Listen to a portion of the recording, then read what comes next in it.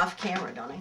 Okay, do it now. That's Thank you, it's really nice. It's a Okay, good we're picture. here on August 9th, 2007 with Bill and Mary Peterson on Presque Isle Lake. The Peterson family is one of the oldest and first tourists and second homeowners in the area, many, many years. We'll enjoy hearing their story. We're introducing Bill and Mary Peterson. We're so happy to be here. Bill? Hi, welcome to our cedar log cabin. All this started one November day in 1924 when Bill joined the Peterson clan. November 17th, 1924, and that also was the year that my father purchased the property at Presque Isle Lake. Through the years, he accumulated 10 lots on the lake. One lot was built for our summer cabin, and an additional house was built on another lot that was my uncle and was identical to this house, except it did not have the dining room. That was added later. Our family, Dad's family of 7 plus 2 grandfathers, lived here every summer. When school was out, we would come up, and especially in Depression time in the 30s when they had the crash, we found it was cheaper to have the family up here than in Chicago. Each one of the children, of the 7 children, had 2 sets of gym outfits, short knee pants and blouses, and one was dirty and one was being worn. And that's how we survived the summer. Our grandfathers on my mother's and my dad's side both had lost their wives earlier in life, and they lived with us up here in the log cabin and an additional small log cabin we had on another adjoining lot. The 2 grandfathers supplied a lot of our food in the meat department because they loved to fish. My grandfather on my father's side, August Peterson, was from Sweden, didn't come here till he was after 65, after he lost his wife, and he didn't speak much English. So he would put 2 20-foot bamboo poles out the back of the flat bottom boats that my father had made and be singing in Swedish as he trolled along the shoreline of Presque Isle Lake, Van Vliet, and what we called Mud Lake, which is Averill Lake.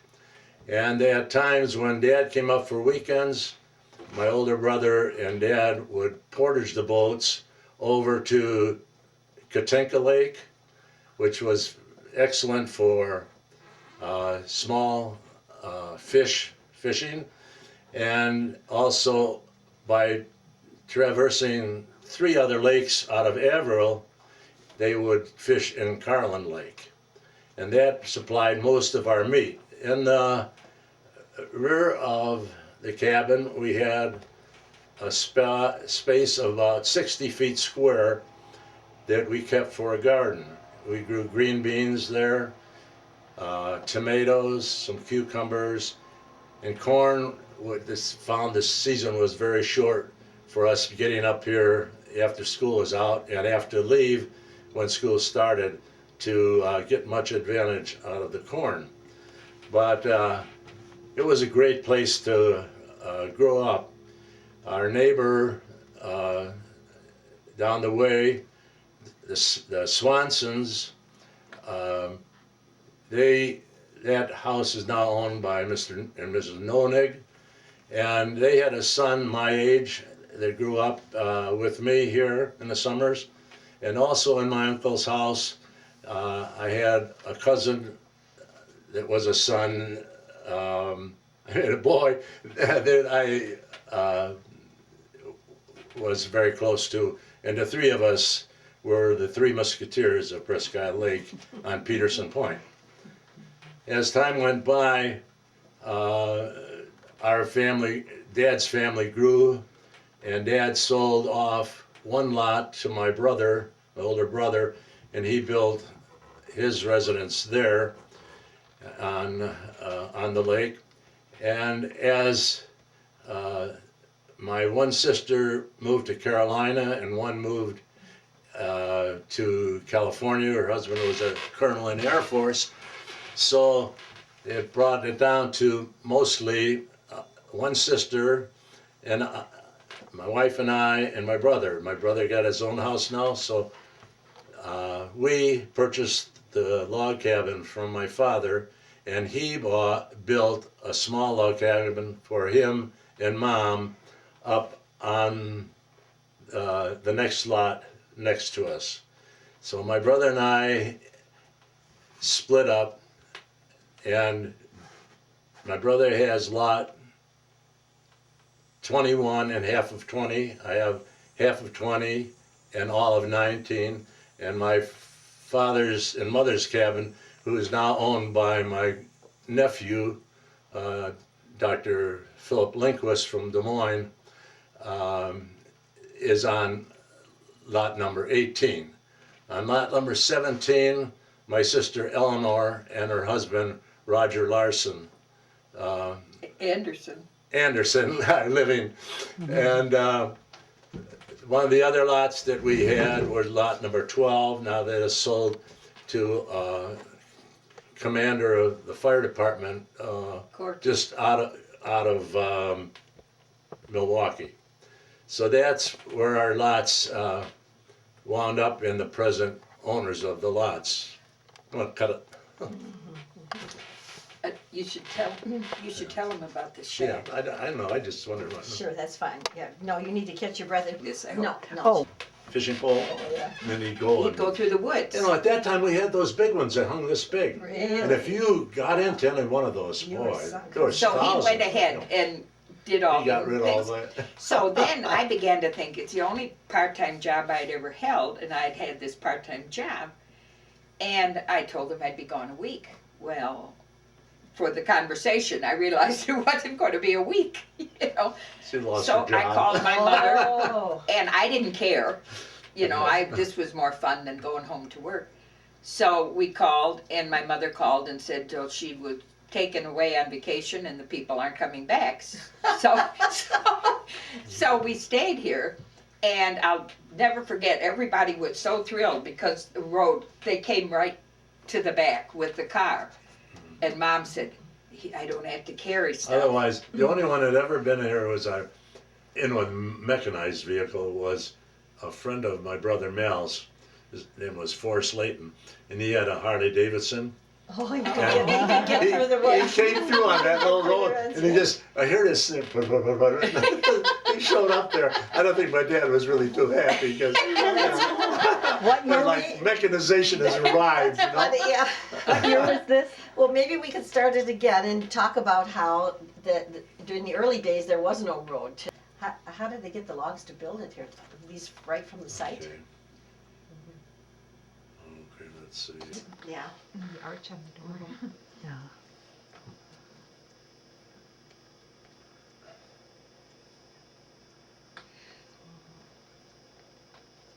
Well, while you're taking Shoot pictures. back to me. Shoot yeah, back to me just for a minute. Yeah, yeah.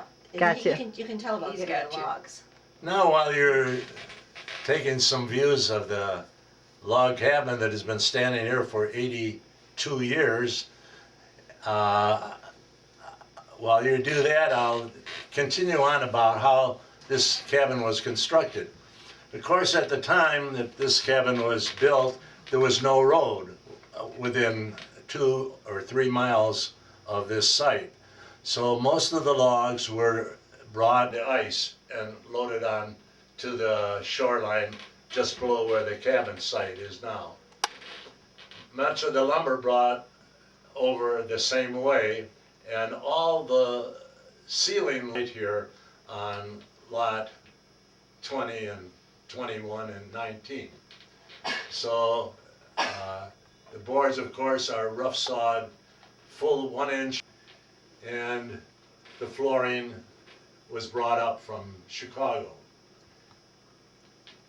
And at that time, my father had built a few flat bottom boats, and among the things that were brought from, so my grandfathers took that piano from the end of the lake, put it on 2 homemade boats and floated it over and carried it up from the beach.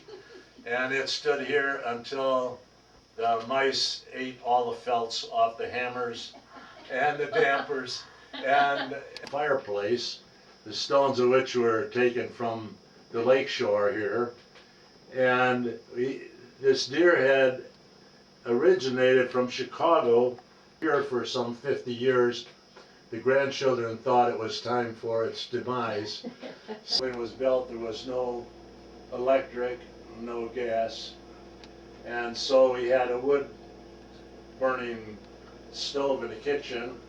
It had 2 warming doors. Stove, it held a saddlebag which created hot water. On the sink top, we had 2 buckets.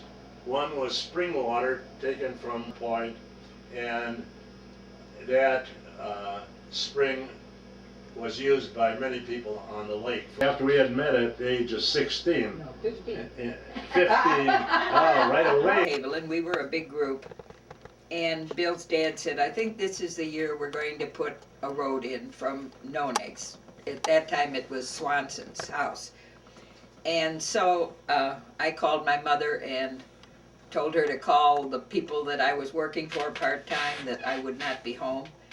And it was a community deal to get the road in. The grandfathers took care of the one grandfather took care of all the hornets' nests, burned them out.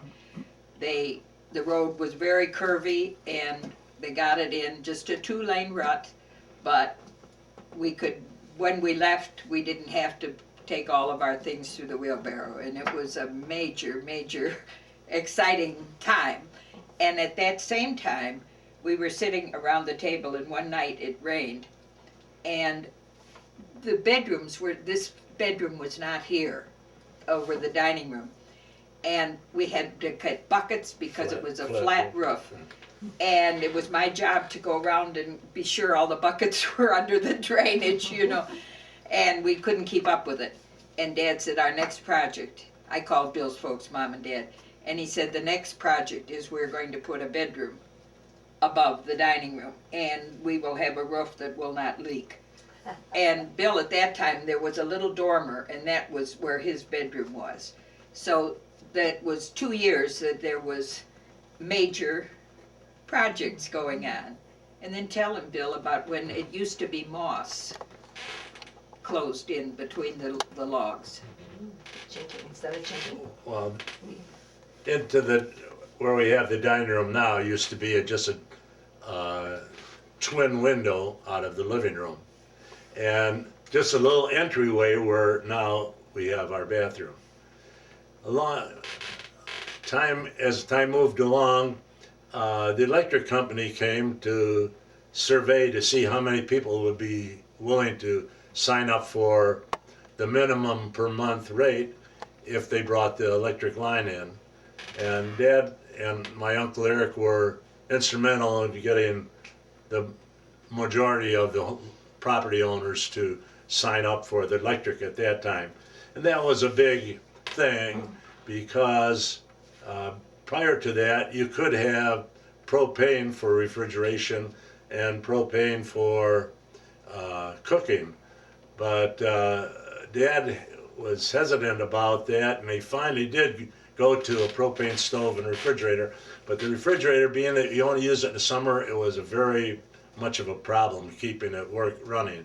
And he was very glad for the day that we dumped the propane refrigerator. Well, it wasn't electric when I came